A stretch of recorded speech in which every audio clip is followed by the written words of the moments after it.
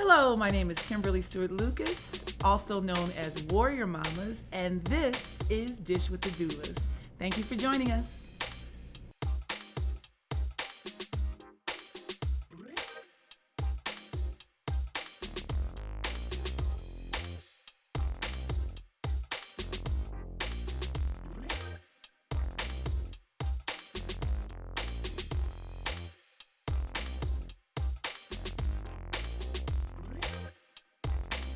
Welcome to Dish with the Doulas, where we talk about all things pregnancy, labor and delivery, birth, breastfeeding, parenting, and overall women's reproductive health. Thank you for joining us for this episode where I am joined by a good friend of mine, sister of mine, Taj Anwar. Taj is all things.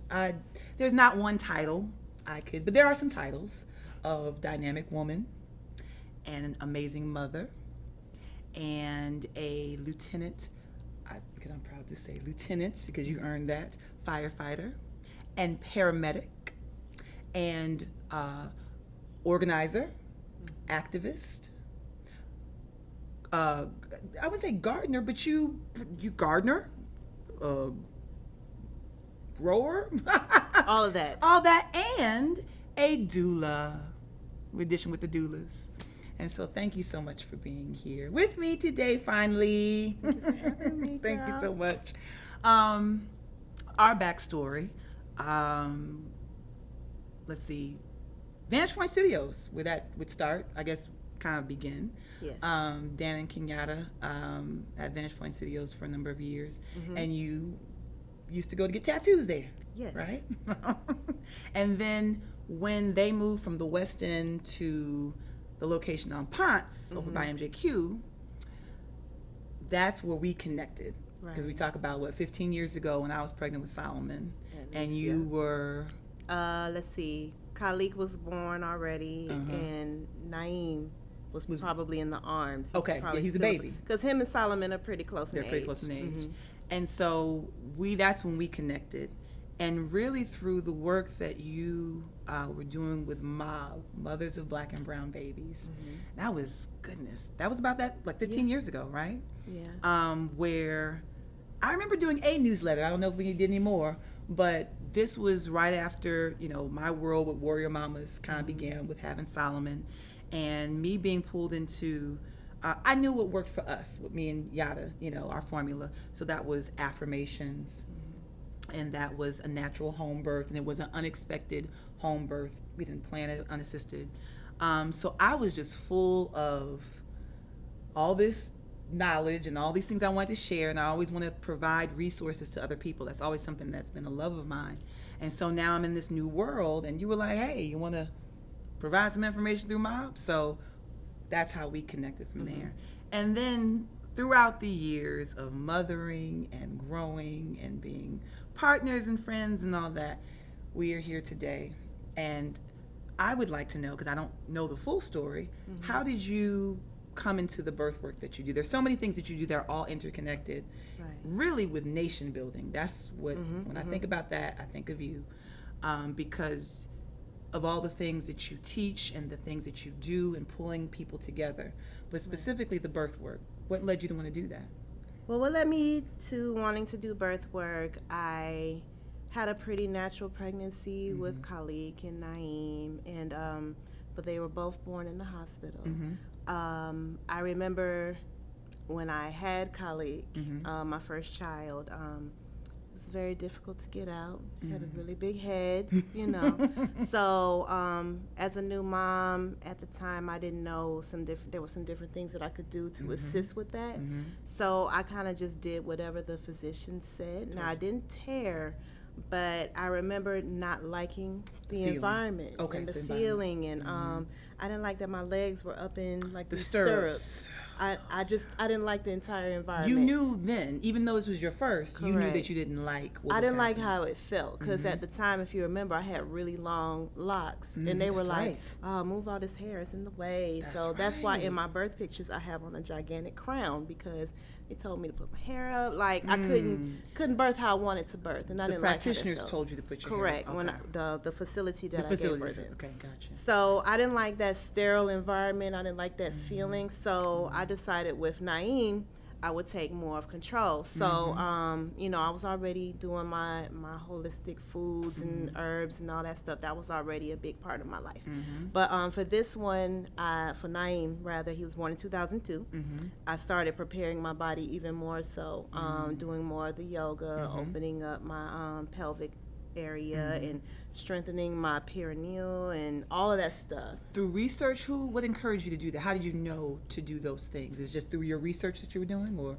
What led me to do those things is that I remember how it felt when I had Khalid. Okay, it was feeling kind of tight down here, so I need to do some stuff down here. Okay. I was feeling like he was kind of caught on the right side, so maybe I need to open up my pelvic floor. So it wasn't a whole lot of research I did. I just followed my own body. You wanted to do the opposite, Correct. or go in another direction of what you really Right. were feeling that you didn't like. So I just followed my own intuition and what I needed to do to prepare my body. So with Naeem, when he was born, he kind of slid out like butter. Yeah. So it was Like butter, like baby. butter. Like I got up on the table, I pushed one time, boop, he was here. Wow.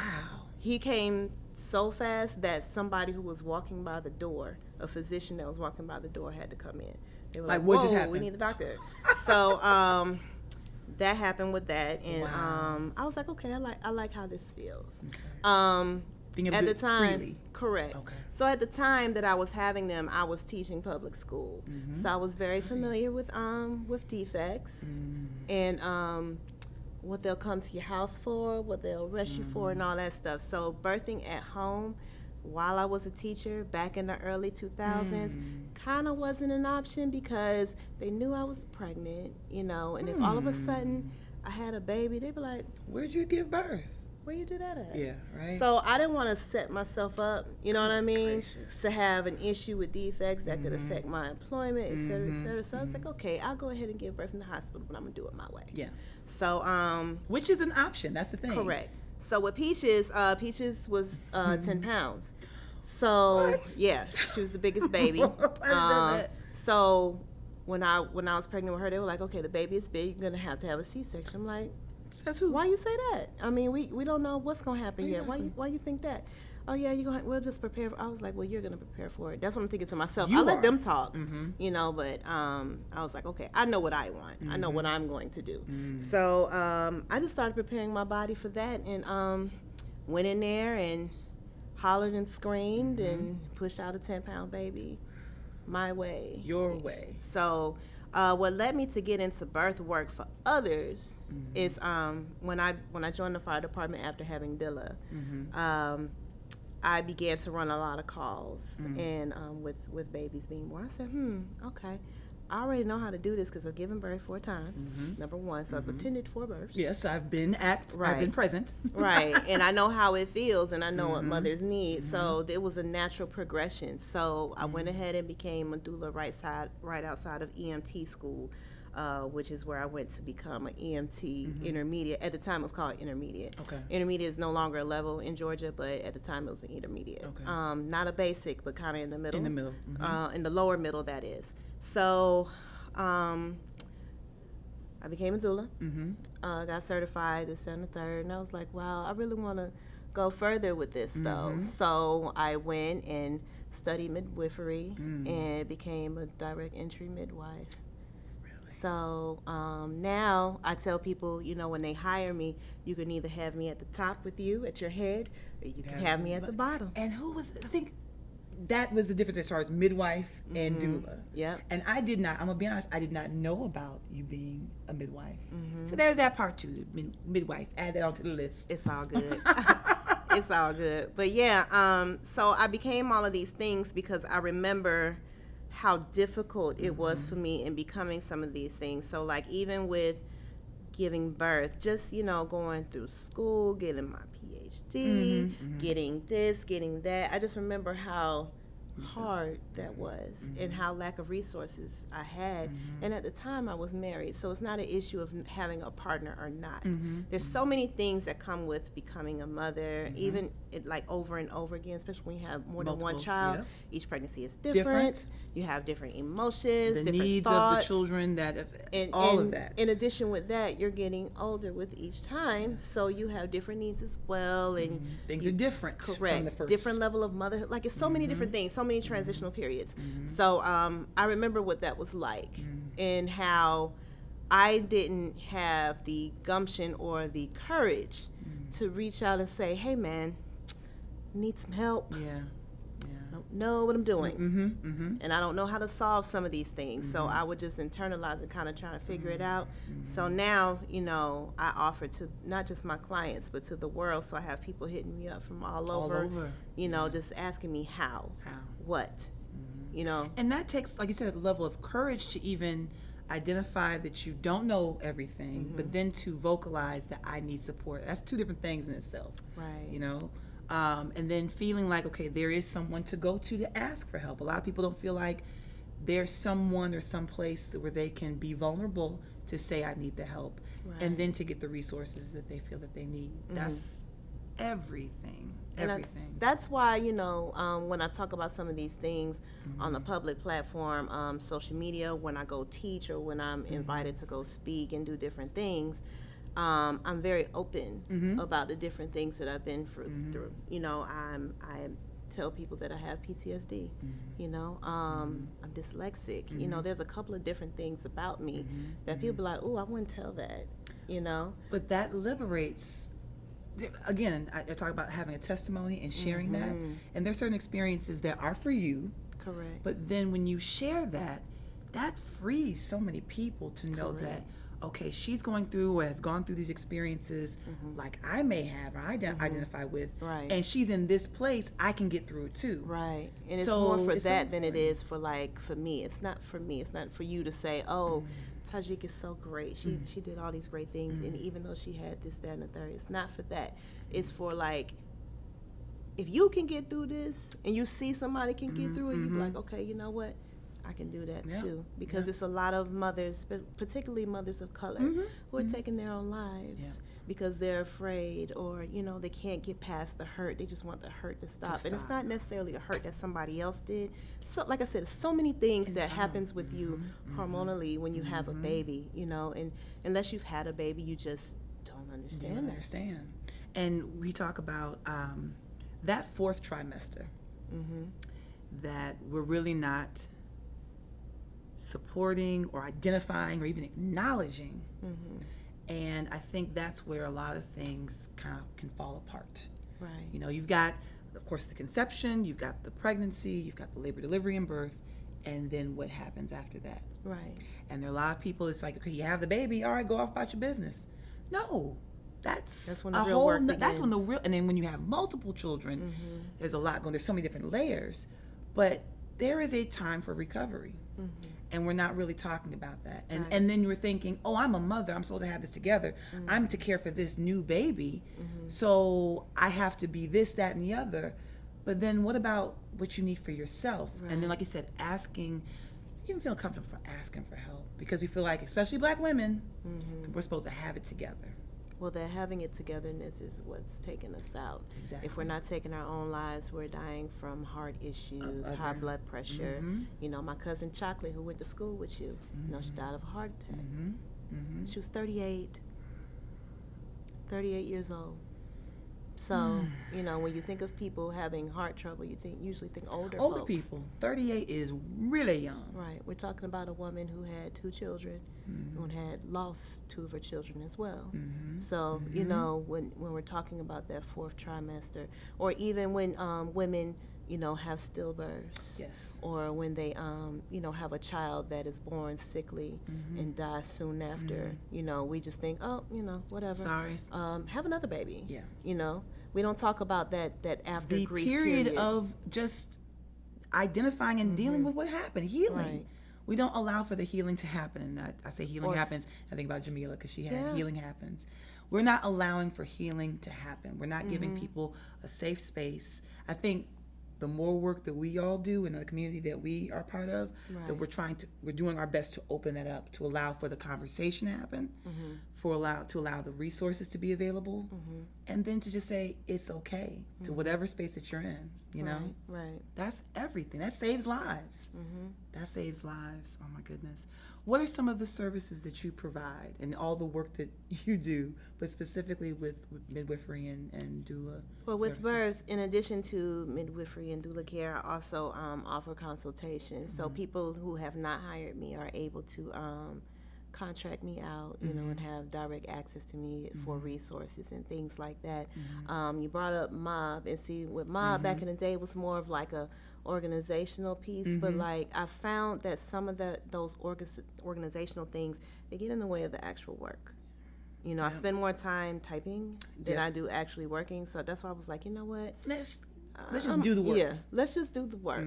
You know, and I'm more about that than I am about, you know, memberships and you know, that sort of thing. And writing newsletters, like that's what I not like to do. But see, that's not my forte. I don't like to sit in front of computers. Yeah. You know, like I barely. You see how long it takes me to answer a text because I don't like typing. You know, so yeah, I just want to do the work. Just to get to it. Yeah.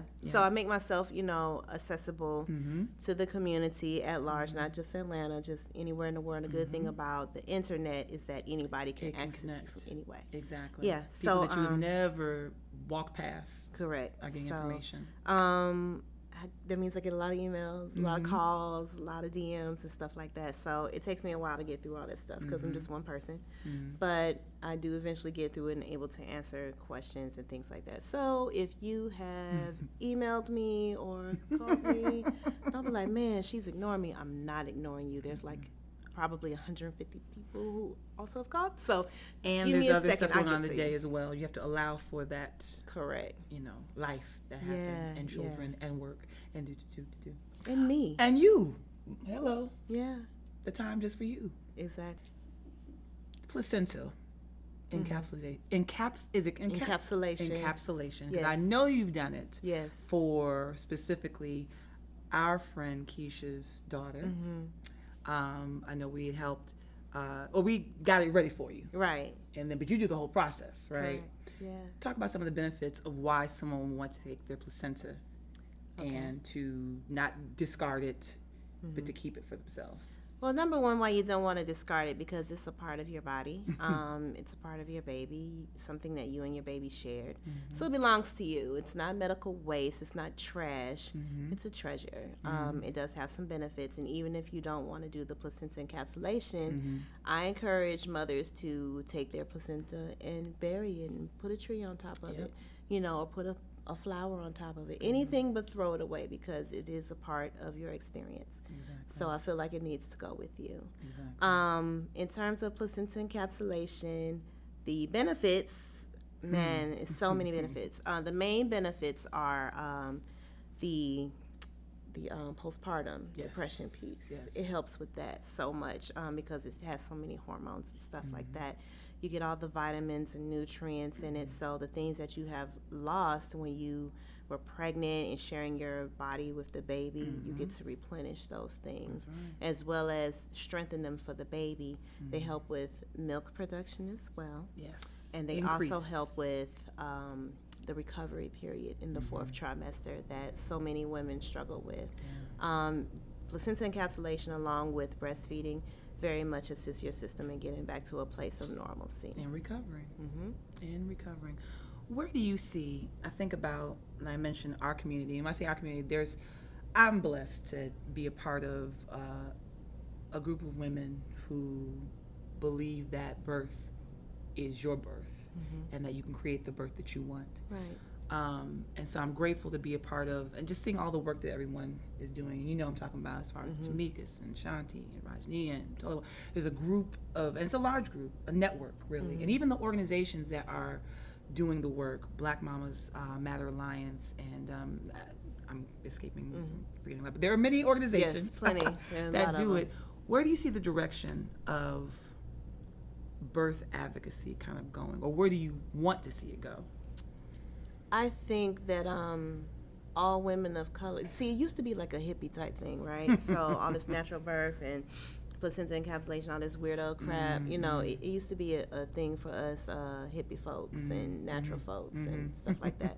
You know, dashiki wearers and dreadlock wearers and stuff. But now people are starting to see, hey, they might be onto something because there's so many people who are dying from the simplest act of giving birth. When people have been giving birth for millions of years, all of a sudden we're having all these so many complications. black mama deaths, you know, and Latino women as well.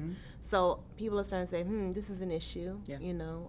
In addition to that, you know, the statistics of the benefits of breastfeeding we were missing because there was a generation in our history that didn't want to breastfeed because they thought it would, you know, they tied it to being sexual or, you know, you breastfeed too long, it's weird, and so many different little things. Poor women do. Right. Or, you know, I don't want my boobs to look bad after I'm done, so I'm not going to engage. Or I won't breastfeed my male child or my female child because that's gay. So many different little... Sexualizing. Yeah, so many different little sexualizing things. There's so many... just so much misinformation. I don't know what happened in that period, how we kind of lost that. Yeah. We're starting to get it back now because, like I said, it used to be just a thing that us natural folks do, but now everybody's starting to do it. Because they see the benefits in it. And they see the alternative to, and not saying that, because I know natural and home birth ain't for everybody. I get that. But there's some things that are happening in the system that are not designed for us. And just people being listened to and believed. Right. And so I would hope that it's people taking ownership of their experience and taking back knowing about their body and trusting themselves. Not just saying, you trust me, I trust me. Well, now they're saying that it's a matter of life and death. So it's like, oh, I need to now pay it's attention. Critical. Yeah. Now I need to pay attention to what's going on. I need to think about some of these things and how I move. So, yeah. Where I see birth advocacy going, I see it increasing, especially for women of color. Has to. Like I said, you know, a lot of these organizations are coming out because they see a need, and we need all of them. Yep. Hopefully, what I don't want to see is like, you know, so many of them that it's oversaturated and nobody's working together. So I haven't quite seen that yet, but usually that's what happens with organizing. It happened with Black Lives Matter. You know, you have so many little microcosms and nobody's working together. This is my organization. And then the work that was intended to be done is not being done, unfortunately. It's getting lost in the politics of who's going to run the organization, how it's run, all that. And those things are important. Organizational structure, me being who I am, is important. But don't allow that to push the message aside and the work that you're saying. Just do the work. Correct. Show up and just do the work. That's everything. What is some advice that you could give to young mothers, new mothers, thinking back to when you were a new and young mother, what you wish someone told you? I wish someone had told me that I could listen to myself, that I could listen to my own intuition. And just because I was young didn't mean that I didn't know anything. That you didn't know. I was 20 when I was pregnant with Khalid. And I was 22 when I was pregnant with Naeem, so still relatively young, you know. And I just wish I had listened to myself. I knew the kind of birth I wanted, but I didn't have the courage to speak up. Or I didn't have, let me not say courage, I didn't have the knowledge to even know that I could, that you could speak up. Because my OB was my GYN also. So I had been going to him since I was like 16. Oh, wow. So I had a That's relationship you had with him. Known for a long time. I had a relationship with him. I was just like, well, he's the doctor, you know. Don't matter what I think. I have some thoughts, but don't matter what I think. And a lot of times we do that. We put all of the trust and all of like I said, doctors, they go to school for a long time, not to take away anything of the experience and what's learned, because there's certain things that they learn and know and are really divinely gifted to do, but that doesn't take away from what you know about your body. Right. And what you know doesn't feel right and feels natural to do. And see, doctors' offices are different now. They're kind of on the the mass group thing. So I don't know if you remember when we were younger, like you had a physician's office, but you probably had like 2 physicians there, maybe 3 nurses, and you knew them all. Now it's 10 or 15. Correct. Yeah. So now when women are pregnant, they got to meet these just overwhelming amounts of people. They have no relationship No with rapport. one person. Correct. In particular. Anything. So you never know who you're going to get when you deliver. And starting over, I think about the practice I was going to in the very beginning with Solomon. I was being rotated with 5 midwives. I knew I wanted midwives, and so that's what linked me to that particular practice, is because midwives was like what they specialized in. But I still felt kind of a certain way about 5 women because, yes, over a period of time, I think I saw all of them. But it's like, well, who will be available? Like, who do I link up with and really sync with? You know, because you don't get a chance to have that connection. Solomon ended up being delivered at home, and then the midwife that I actually connected with the most was on call and was like, "You have a baby already? Like, what happened?" Because we came with Solomon, the placenta I still haven't delivered yet. But there's something about that, not having that connection, and I think that's why, and hopefully more doctors will do this, is to see the benefit in having doulas and midwives on their team. Right. Because there may be some things that you may not have the time or whatever to do, but that's where you activate your midwives and doulas. But here's the gray area with that. Uh-oh. The gray area with that is like there's a lot of talk about how birth workers, doulas, and midwives can be compensated. Oh. So, you know, there are talks about having insurance being able to reimburse or pay for. But see, the thing about doing that is they can dictate what the certifications have to be. And see, in doing that, they can determine costs. They can determine how long it's going to take. So it's getting your business, basically. Correct. So there's still going to be some type of red tape. If you don't have this particular certification, you can't practice. Or you can't be paid by insurance. So think of all of those community doulas and midwives that you know. And they won't be able to be compensated by insurance because they don't have this what they deem to be the certification that is appropriate for. And isn't that the whole reason we're doing holistic care, to get away from that? Yes, it is. So that's going to be the issue with that. So to see how it's being regulated. And the fact that we even use the word regulate is you already know what's coming with that. So because it's like, how much more money can I get? That's what it is, to go though. through this process. But that's what it is. They can determine you need to belong to this professional organization.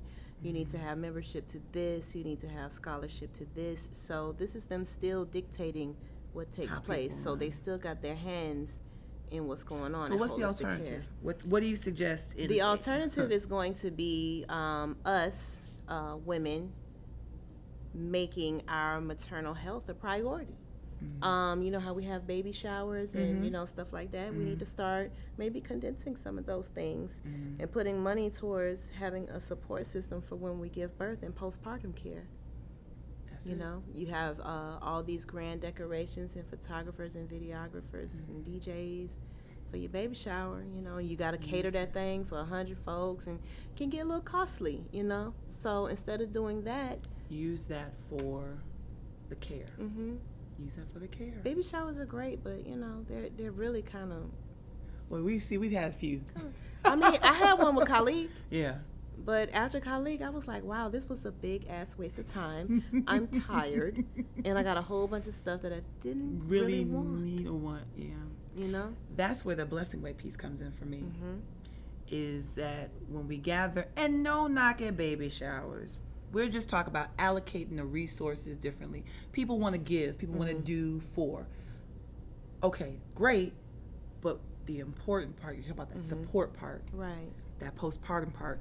Our meals being prepared and things being done the month after that child is born. Because that's when I really need your assistance. Right. I really need you to show up for me then. That's where it is. So instead of buying me a self-flushing baby toilet, buy me some home care services. Does that exist? Probably. Okay. This is 2019. They all exist. I mean, I never thought I would see a self-rocking baby chair. I know. The thing that rocks by itself. That would be my lap, like this. Yeah. That was what happened. Or the glider. The glider was the high tech. Now you don't have to do that. It has some little thing that, you know, kind of sways on its own. It's not even connected to anything, and you can Or anybody. You can connect it to your phone and play musics and You said musics. and change the settings. You know, Really? So it's really taking away the personal piece The touch of raising a baby. Ooh, Yeah. boy. So you know, instead of asking for those things, you know, Ask for the help. get some laundry service, you know, get some meal service if you can't personally be there. Yeah. You know, get somebody to walk the dog. Yes, exactly. So. Okay, so you have dropped so many ideas, things I didn't think about, as far as where that support can really, really, really go. Mm-hmm. How can people get in touch with you? You can get in touch with me through the website, which is www.realisticallyholistic.com, and that's holistic with a W. I'm on all social media as Real Whole. That is the business social media, and my personal social media on all platforms is Beretta Scott King for a number of reasons, but we'll get into that. That's another show. Mm-hmm. That's another episode. And what are some final words you'd like to share with the audience just about your philosophy of well-being, of motherhood, of womanhood, anything you'd like to share with the audience? My philosophy on motherhood and pretty much everything and all things that we do as women is to listen to yourself and trust yourself. Just because you're not an expert or you don't have this certain degree or whatever, you know what you need for you. That's right. More than anybody, no matter their certification. So I wish somebody had told me to listen to myself more and that I could, you know, advocate for myself. And this is what I tell people who want to hire me to be their birth worker. If you're not prepared to advocate for yourself, then I'm not the birth worker for you. So I want mothers out there to make sure that they're opening their mouths, they're asking questions, and they're doing their due diligence for themselves, because birth workers, we're not your power of attorney, we're not your spouse, we're not your parent, so we can't make decisions for you. Right. We can only advise and support. So make sure that you have the fourth vision to say, hey, this is not something that I want. I want to do this instead, and stick by it. Creating the birth that you want and sticking to it. Correct. Thank you so much for being Thank you here. for having me. This was wonderful. Dish with the Doulas. I'm Kimberly Stewart Lucas. This is Dr. Taj Anwar. Lieutenant. I love saying lieutenant. I don't know. I love it.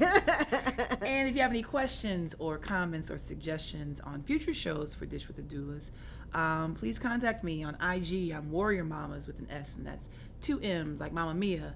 Warrior Mamas on Facebook and all those things. So thank you for joining us, and stay tuned for more Dish with the Doulas.